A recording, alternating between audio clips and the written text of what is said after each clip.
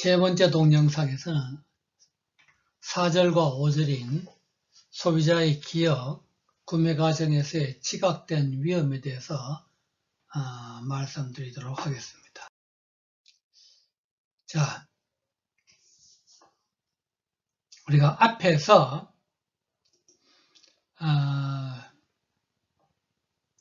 소비자의 어떤 정보 처리 과정을 이야기를 하면서 감각 기억, 단기 기억, 장기 기억 이런 표현을 썼습니다.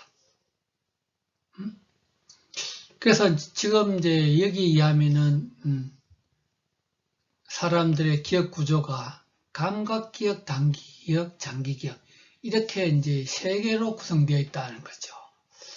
그래서 이제 어떤 자극이 들어오면은 감각 기억에서 그것을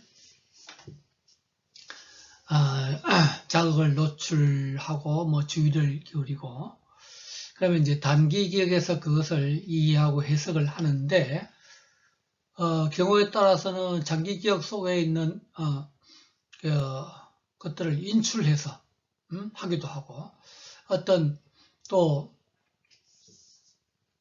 단기 기억 속에 것들을 부화해서 이렇게 자신의 방식대로 이제 의미를 부여해서 부화해서 장기 기억으로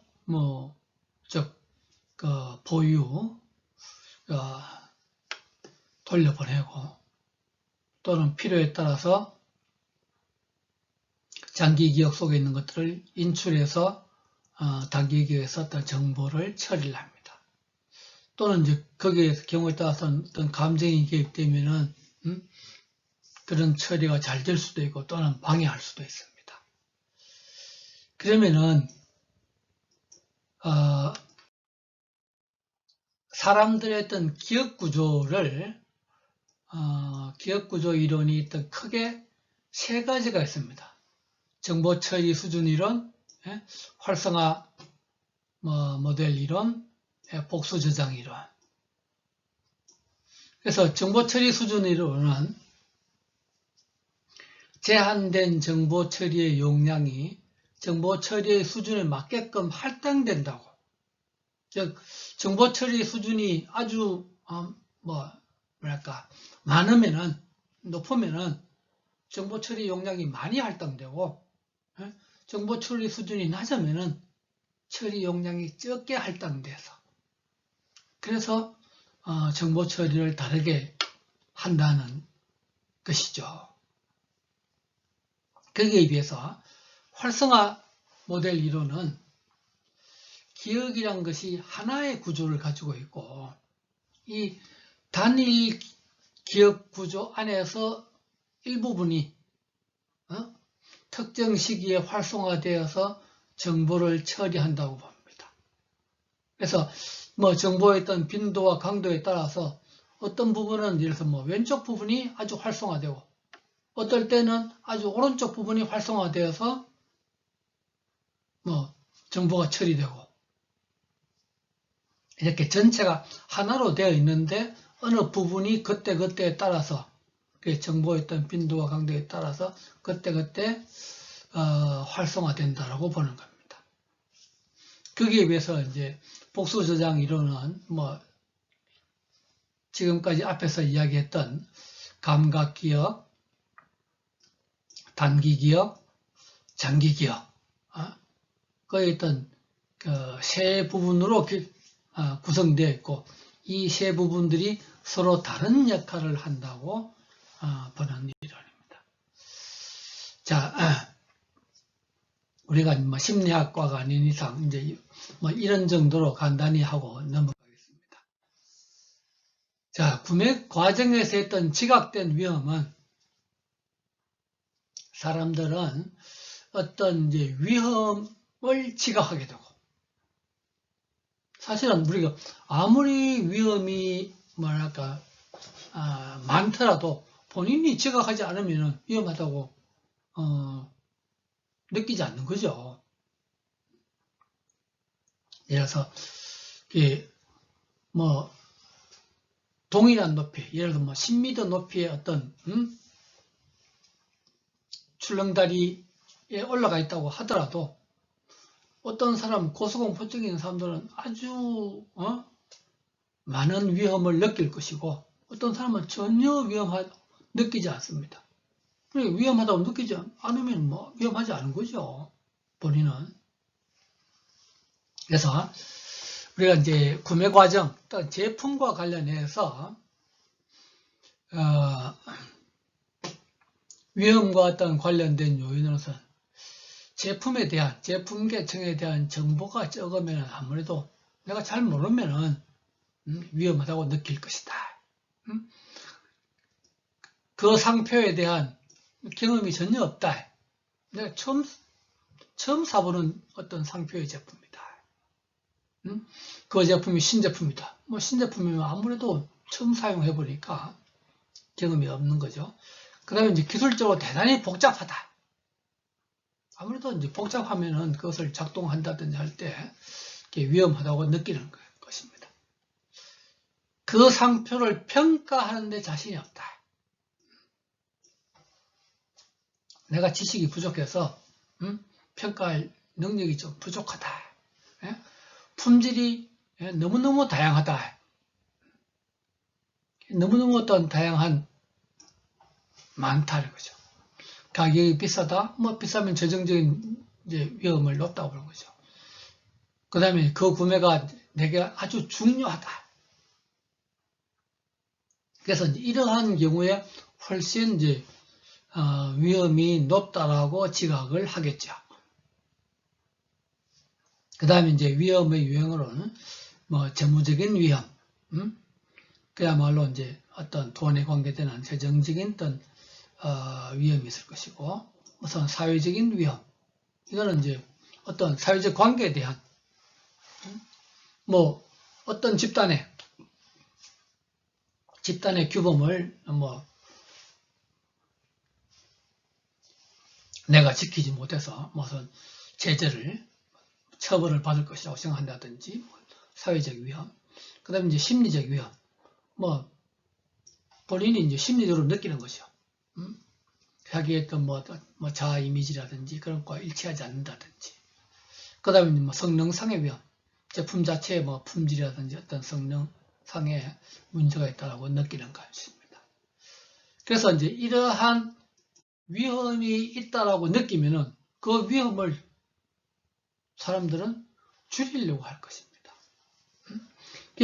위험을 축소하는 전략은 마케터가 주도하는, 즉 기업이 주도하는 전략과 소비자가 또 주도하는 전략이 있을 수가 있는데, 마케터, 즉 기업에서는 위험이 많다고 생각하면 소비자들이 아무래도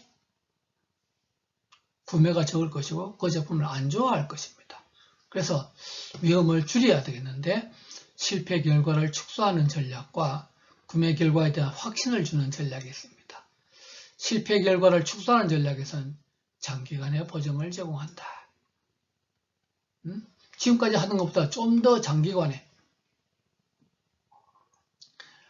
2000년대 초반에 했던 현대자동차가 미국 시장에서 그 전까지 중요 부품에 대해서 5년 워런티, 5년 워런티를 했는데 10년 10만 킬로 워런티를 했어요. 그러니까 이제 사람들이 좀 더 뭐 품질이 좋아졌다라고 느끼는 거죠.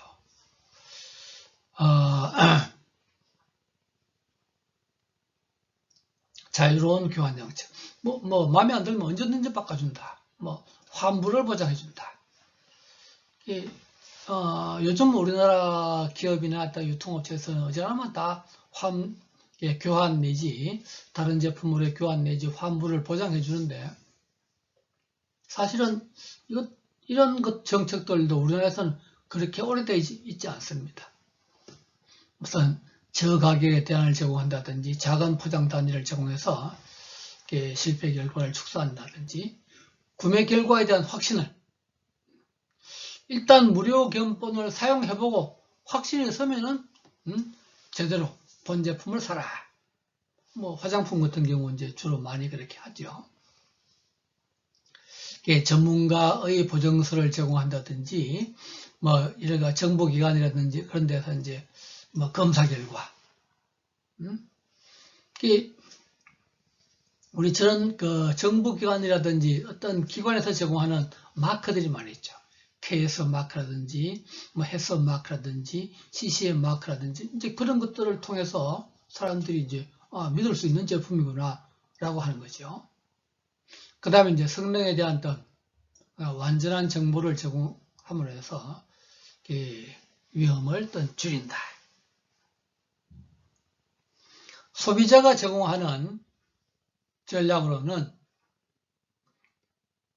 실패 결과를 축소하기 위해서 저가의 상표를 구매한다든지 작은 양을 일단 구매해보고 괜찮으면 이제 뭐 좀 더 비싼 제품, 더 많은 양을 구매한다든지.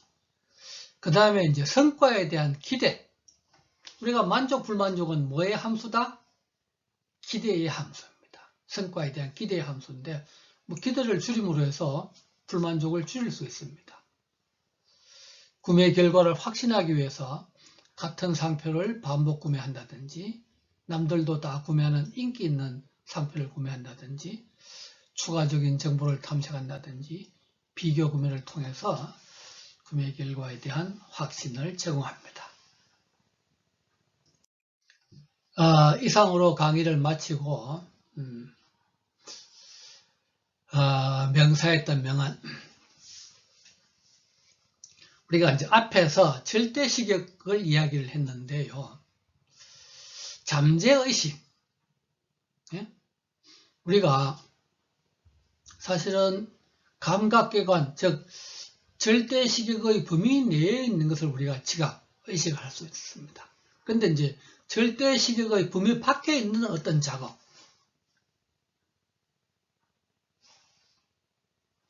그것을 우리가 잠재의식 또는 무의식이라고 합니다.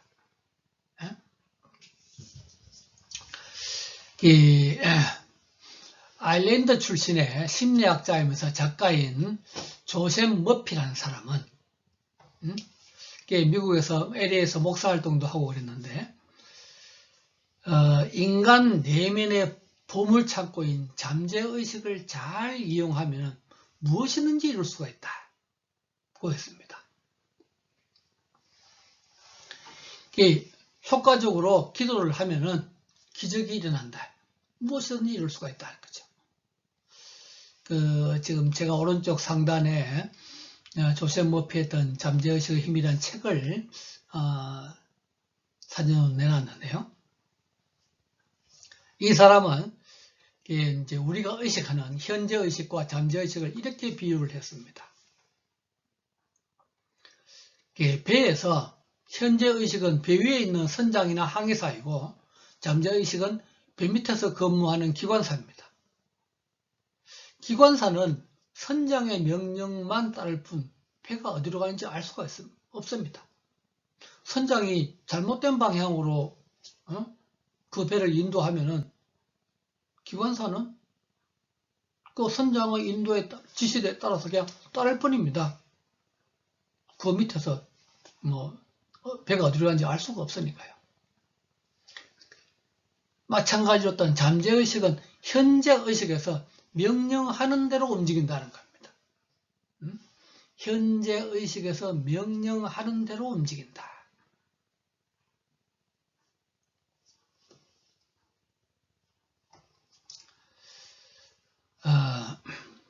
당신은 자기의 마음, 잠재의식에 있던 지휘자이며 운명의 주인공이다.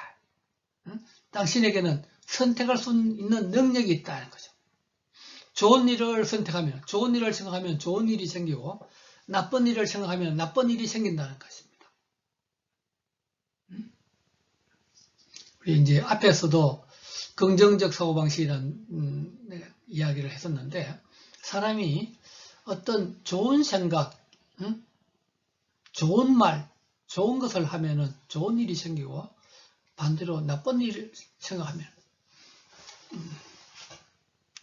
예를 든다면, 나는 할 수 없다든지 자포자기를 하는 생각, 그런 말을 하면은 그대로 되고, 난 할 수 있어. 난 해낼 거야. 하면 그대로 된다는 것이죠. 마음을 편히 하고 상상력을 사용하면은 원하는 것이 실현된다. 그래서 우리가 옛날에도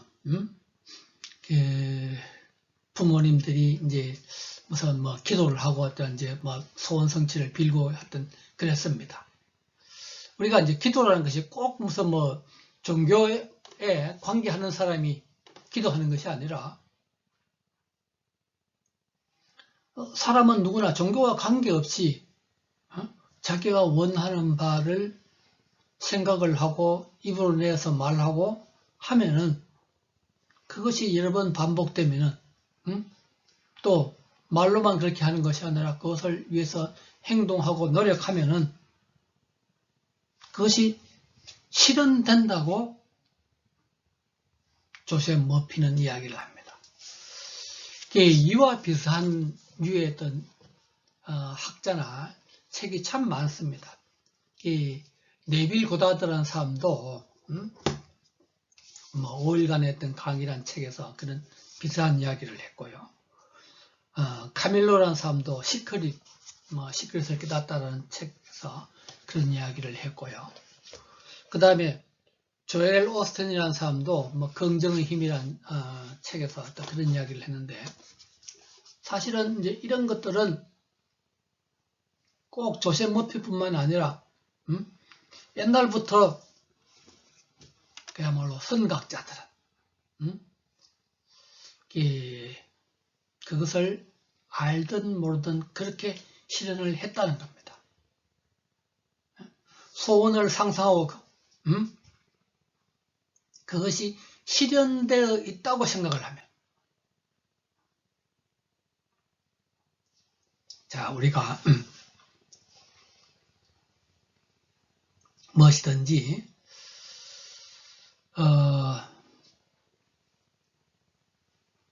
본인이 어떤 목표를 정하고 무엇을 하겠다고 마음을 먹고 목표를 정하고 그것을 상상하고 기도하고 하면은 그것이 실현된다는 거죠. 상상을 하면서 특히 이제 상상을 하는 과정에서 어떤 부정적인 생각, 이거 될 수 있을까? 뭐 안 될 거야 라는 부정적인 생각을 절대 하면 안 된다고 합니다. 그래서 확신을 가지고 상상을 하면은, 또는 그것이 실현되어 있다고 상상을 하면은 결국에는 이루어진다는 거죠. 그 다음에 이제 이런 잠재의식을 움직일 때는 우리가 깨어있을 때, 현재 의식일 때, 깨어있을 때보다는 잠자기 전후가 훨씬 더 좋다고 합니다. 우리가 이제 이 잠재의식으로 들어가는, 우리 뭐 아예 잠을 잘 때는 그렇게 이제 할 수가 없으니까, 잠자기 바로 전, 좀 잠이 들락말락 할 때, 또는 잠이 깨고 금방 몽롱한 상태, 그런 잠자기 전후에 잠재의식에 대해서 계속 명령을 하면은 그것이 이루어진다라고 조셉 머피는 이야기를 했습니다. 자, 여러분들도 앞으로 어떤 일을 해나가는 데 있어서 여러분들의 어떤 장래 희망, 여러분들의 장래 희망이 뭐죠? 꿈에 대해서 그냥 막연하게 생각을 하지 말고 구체적으로 어떤 목표를 정해서 노력도 해야 되지만 그것을 계속 잠재의식에다가 내 스스로 암시를 하면, 자기 암시, 내 스스로 잠재의식에 대해서 명령을 하면은 잠재의식이 내가 잠을 자는 동안에 그렇게 되도록 움직인다는 거죠. 여러분들 저런 경험이 있죠. 혹시 내가 무슨 일이 있어 내일 아침 6시에 일어나야 된다. 그러면 평상시에는 잘 못 일어나는 사람들도 6시에 일어나야 되겠다고 굳게 마음먹으면 일어나게 됩니다. 그런 원리지요. 이상 강의를 마치도록 하겠습니다.